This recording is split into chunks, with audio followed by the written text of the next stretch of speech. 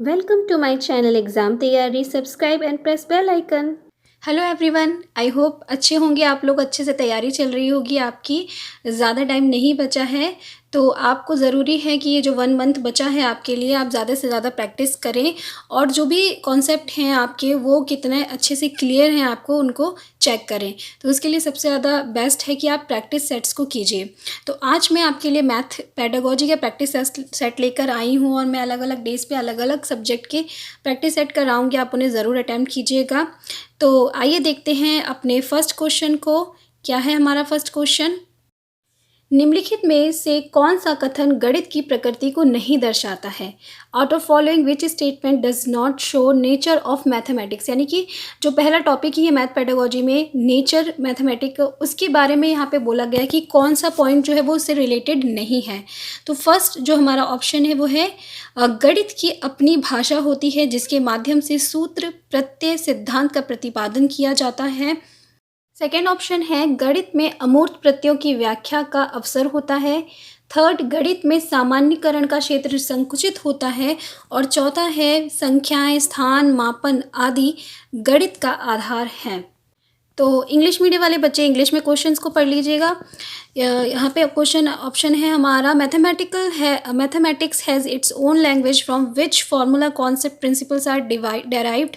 Second है in mathematics there is scope to explain the abstract concept. Third है in mathematics area of generalisation is narrow. या fourth है numbers, place, measurements are base of mathematics. तो यहाँ पे सबसे जो पॉइंट नोट करने वाली बात है वो है does not show nature of mathematics, यानी मैथमेटिक्स की प्रकृति को नहीं बताता है. तो हमारा ऑप्शन सी जो है वो सही है कि गणित में सामान्यीकरण का क्षेत्र संकुचित है, यानी in mathematics area of generalisation is narrow. Narrow बिल्कुल भी नहीं है, बहुत ही ब्रॉड है. हम किसी भी चीज़ों को बहुत अच्छे से जनरलाइज कर सकते हैं. तो ऑप्शन सी हमारा यहाँ पर गलत होगा. तो ये हमारा सही आंसर है. सेकंड क्वेश्चन देखते हैं. एक ऐसी योजना जो यह जानने का प्रयास करती है कि विद्यार्थी कितना समझता है और इस आधार पर यह तय किया जा सके कि प्रत्येक की व्यक्तिगत अथवा वर्ग की आवश्यकता के अनुसार भविष्य का शिक्षण तय हो सके, कहलाता है. यानी a device of for finding out what pupils understand and can do with a purpose of adapting future teaching to the needs of the individual or the class is known as. यानी यहाँ पर बात की गई है कि वो कौन सा आकलन या असेसमेंट है, टाइप ऑफ असेसमेंट की बात की गई है जिसमें आप क्या बता सकते हो कि जो एक बच्चा है, ठीक है, इंडिविजुअल की बात की जा रही है कि उसको क्या किस चीज़ की ज़रूरत है, हम उसके आगे का जो चीज़ें हैं उसे कैसे बेहतर बना सकते हैं. ये सारी चीज़ें हम किसके थ्रू असेस कर सकते हैं. तो यहाँ पर ऑप्शन दिए गए हैं. फर्स्ट ऑप्शन है हमारा योगात्मक आकलन, सेकंड है सूचनात्मक आकलन, थर्ड है निदानात्मक आकलन और चौथा है परीक्षण. In English, first option is summative assessment, second is informative assessment, third is diagnostic assessment और फोर्थ इज टेस्टिंग. तो सबसे पहले तो आपको ये सारी चीज़ें, सारे टर्म्स जो है इनके मतलब ही पता होने चाहिए. तो देखिए सिंपल सा है, इजी सा है ये. यहाँ पे सीधी सीधी बात बोली गई है कि हमें बच्चे के भविष्य में तय करना है कि हम उसे किस तरह का शिक्षण दें फ्यूचर में. तो उसके लिए हमें पता होना चाहिए कि अभी प्रेजेंट टाइम पे वो क्या क्या चीज़ें जानता है, क्या क्या चीज़ें उसे पता है. तो उसके लिए सबसे अच्छा तरीका होता है सबमेटिव असेसमेंट यानी योगात्मक आकलन, जो कि हम एंड ऑफ द ईयर करते हैं और वहाँ हमें पता चल जाता है कि उसकी टोटल ग्रोथ कितनी हुई है. तो ऑप्शन 1 हमारा सही है. नेक्स्ट क्वेश्चन है, ये कथन किसने कहा है कि गणित वह भाषा है जिसमें भगवान ने पूरी दुनिया या ब्रह्मांड को लिखा है. यहाँ पे कोई भी आप लॉजिक नहीं लगा सकते हैं. ये सीधी सीधी सी बात है कि यहाँ पे एक डेफिनेशन है जो आपको बताना है किसने दी है. The definition is mathematics is the language in which the god has written the whole world और universe who said this statement. तो आपको बताना ये स्टेटमेंट किसने दी है. ऑप्शन फर्स्ट है हमारा गैलीलियो, सेकंड है रसेल, थर्ड है प्लेटो या फोर्थ है हैमिल्टन ने. तो यहाँ सीधा सीधा आंसर है इसका ऑप्शन है फर्स्ट गैलीलियो. गैलीलियो जी ने ये स्टेटमेंट दी थी. कई बार ऐसे क्वेश्चंस भी आ जाते हैं. नेक्स्ट क्वेश्चन देखते हैं. प्राथमिक स्तर पर शिक्षार्थियों के लिए हस्त कौशल उपकरण महत्वपूर्ण है क्योंकि वे उनकी किसमें सबसे अधिक मदद करता है। तो यहाँ पे कौन से उपकरण की बात की गई, हस्त कौशल, यानी कि बच्चों को हम हाथों से जब चीज़ों को कराते हैं, एक्टिविटी कराते हैं, वो इम्पॉर्टेंट है प्राइमरी लेवल पर। Manipulative tools are important for learners at primary level as they help them most to. तो क्यों यूज़ करते हैं, किस चीज़ के लिए, सबसे महत्वपूर्ण बात बतानी है आपको यहाँ पे। फर्स्ट ऑप्शन है मानसिक और मौखिक गणना को तेज करने में, दूसरा है परीक्षा में बेहतर प्रदर्शन करने में, तीसरा है आधारभूत गणितीय अवधारणाओं को समझने में, चौथा है इबारत प्रश्नों को हल करने में, यानी जो वर्ड प्रॉब्लम्स होती हैं। तो यहाँ पे क्वेश्चन में क्या बात बोली गई कि हस्त कौशल उपकरण का हम प्रयोग क्यों करते हैं। हमारा पहला ऑप्शन है कि हम मानसिक और मौखिक गणना तेज करा दें उनकी, या परीक्षा में वो बेहतर प्रदर्शन। इस तरह के जो बेहतर प्रदर्शन या अच्छे नंबर्स लाने के लिए इस ऑप्शंस को आप सीधे सीधे क्रॉस कर दीजिए। ऐसे ऑप्शन बिल्कुल भी आप उन पे फोकस नहीं कीजिएगा। थर्ड ऑप्शन हमारा बिल्कुल सही है, आधारभूत गणितीय अवधारणाओं को समझने में, यानी कि जो बेसिक फंडामेंटल कॉन्सेप्ट है उनको बच्चे समझ सके इसलिए। नेक्स्ट क्वेश्चन है विभिन्न कक्षा के कार्यों जैसे कि मौखिक या लिखित परीक्षणों को तैयार करना क्यों महत्वपूर्ण है। Why is it important to design different classroom tasks like oral or written test? क्यों इम्पॉर्टेंट है ये आपको बताना है कि रिटन या हम ओरल टेस्ट जो कंडक्ट करते हैं एज अ टीचर वो क्यों इम्पॉर्टेंट है। पहला ऑप्शन है विषय पर छात्रों की पहले से मौजूद समझ को पहचानने के लिए, दूसरा है अधिक अंक हासिल करने के लिए, छात्रों को लुभाने के लिए, देखिए वैसा ही ऑप्शन आ गया यहाँ पे फिर से। थर्ड है ये साबित करने के लिए कि छात्रों को बहुत कम ज्ञान है, और फोर्थ है छात्रों को उनके जीवन में शिक्षकों के महत्व को अनुभव कराने के लिए। तो सेकंड ऑप्शन तो मैंने आपको वैसे ही बता दिया गलत है। थर्ड अगर बोले कि ये साबित करने के लिए कि छात्रों को बहुत कम ज्ञान है, तो एज अ टीचर हम किसी भी स्टूडेंट को ऐसा नहीं दिखाना चाहते, नीचा नहीं दिखाना चाहते, या उसको ऐसा फील नहीं कराना चाहते कि वो अच्छा प्रोग्रेस नहीं कर रहा है या पढ़ने में कमज़ोर है। तो सेकंड और थर्ड ऑप्शन हमारे बिल्कुल गलत है। फर्स्ट और लास्ट ऑप्शन की बात की जाए तो उसमें हमारा फर्स्ट ऑप्शन जो है वो सबसे बेस्ट है, क्योंकि यहाँ बोला गया है कि विषय पर छात्रों की पहले से मौजूद समझ को पहचानने, यानी to recognise pre existing understanding of the student on the subject. और उसी लिए हम किसी भी टेस्ट को, चाहे वो रिटन टेस्ट हो, चाहे वो इंटरव्यू हो या ओरल टेस्ट हो, हम कंडक्ट करते हैं बच्चे की नॉलेज को चेक करने के लिए। तो फर्स्ट ऑप्शन हमारा सही होगा। नेक्स्ट क्वेश्चन देखते हैं। निकटवर्ती विकास के क्षेत्र की अवधारणा विकसित की गई थी। निकटवर्ती क्षेत्र यानी कि proximal zone of proximal development, the concept zone of proximal development was developed by. तो अगर आपने इन सब की थ्योरी जो यहाँ पे ऑप्शन में दिए गए उनको पढ़ा है अच्छे से, मैंने आपको ऑलमोस्ट हर सब्जेक्ट में इनकी थ्योरी पढ़ाई है, तो आप इसे बहुत अच्छे से कर लेंगे। पहला ऑप्शन है हमारा सिगमंड फ्राइडे, सेकंड है मास्ले, थर्ड है लेवियोस्की, फोर्थ है कोलबर्ग। तो ये जो कॉन्सेप्ट है जोन ऑफ प्रॉक्सिमल डेवलपमेंट का वो दिया था लेवियोस्की ने, यानी ऑप्शन सी जो है वो हमारा सही। और बहुत सिंपल क्वेश्चन है ये, थ्योरी में मेन पॉइंट है ये। नेक्स्ट क्वेश्चन है एक शिक्षक को सबसे पहले क्या करना चाहिए जब वह स्कूल में एक नया बच्चा देखता है जो कैसा है, विकलांग है। What should a teacher first do when he find a new child in the school who is disabled? तो अगर आप किसी डिसेबल बच्चे को देखते हो तो आपका रिएक्शन क्या होना चाहिए।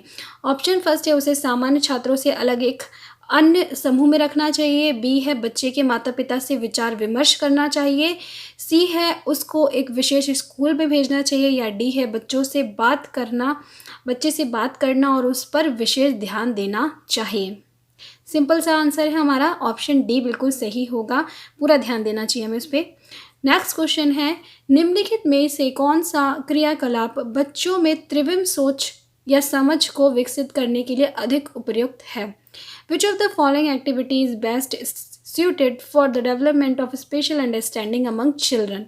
त्रिविम सोच की बात की गई है। मैंने जब आपको गणित की अवधारणाएं समझाई हैं वहाँ पे त्रिविम सोच के बारे में बताया भी था, त्रिविम समझ क्या होती है। तो यहाँ आपको कौन सा क्रियाकलाप जो है वो अधिक उपयुक्त होगा ये आपको बताना है। पहला ऑप्शन है बोतल के ऊपरी दृश्य को चित्रित करना, दूसरा है मानचित्र पर शहरों का स्थान निर्धारित करना, तीसरा है चंद्रमा के उदय होने का समय लिखना, और चौथा है संख्याओं को संख्या रेखा का निरूपित करना, representing number on a number line.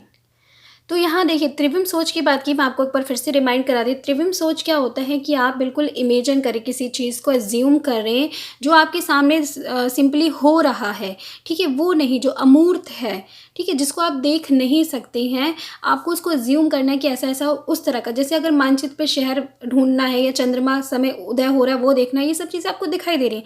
लेकिन बोतल के ऊपरी दृश्य को चित्रित करना, drawing the top view of bottle, आपको बनाना है, उसे बताना है कितना एंगल है, सारी चीज़ें उसकी, तो वो जो है थोड़ा सा डिफ़िकल्ट टास्क होता है, वहाँ पर आपको स्पेशल अंडरस्टैंडिंग की ज़रूरत होती है। इसलिए हमारा ऑप्शन फर्स्ट जो है वो सही होगा। नेक्स्ट क्वेश्चन है, उच्च प्राथमिक स्तर पर गणित शिक्षण का सर्वाधिक महत्व किस रूप में है? हायर लेवल पे बात की गई है। The highest importance of mathematic teacher at upper primary level इस, यानी अगर हम हायर लेवल पे बात करें तो वहाँ सबसे ज़्यादा महत्वपूर्ण क्या है, अगर हम मैथ को पढ़ा रहे हो उसके पढ़ाने के पीछे क्या सबसे ज़्यादा महत्वपूर्ण वजह है?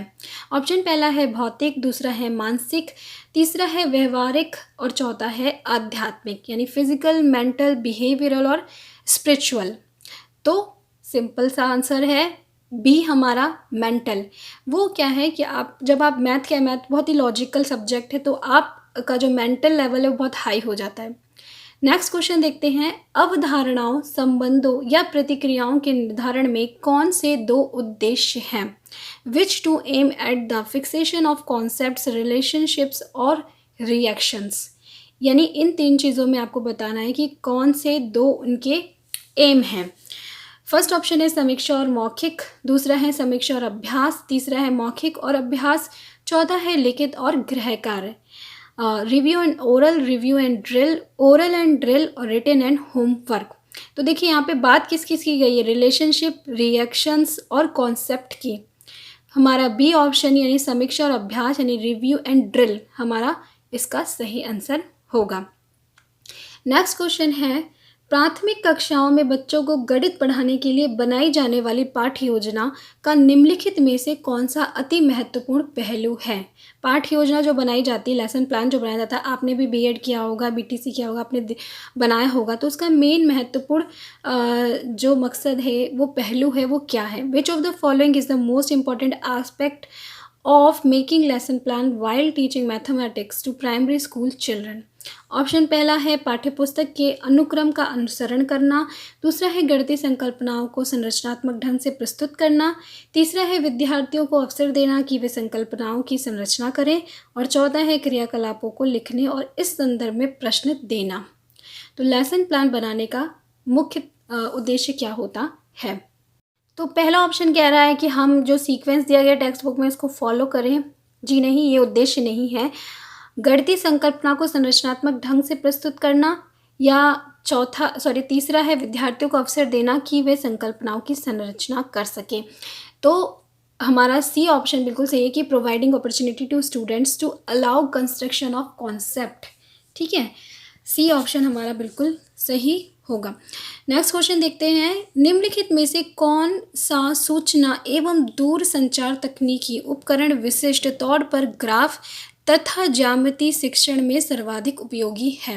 Out of the following which gadget of information and communication technology यानी कि ICT is particularly most useful for teaching graphs and geometry, यानी ICT कौन सा ICT का गैजेट है या आप कह सकते हैं उपकरण है जो कि हमें बच्चे को ग्राफ और ज्योमेट्री की टीचिंग करानी है, उसके लिए एप्रोप्रिएट होगा सबसे ज़्यादा?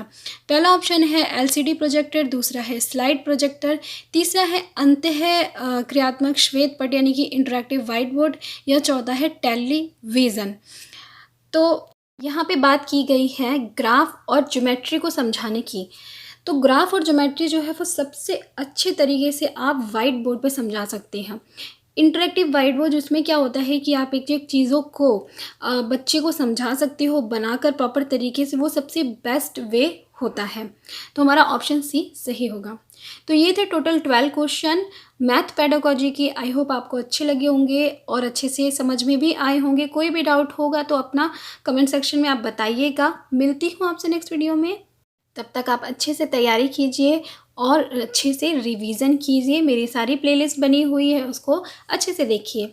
वीडियो को लाइक करना बिल्कुल मत भूलिएगा, शेयर ज़रूर कीजिएगा। Bye bye.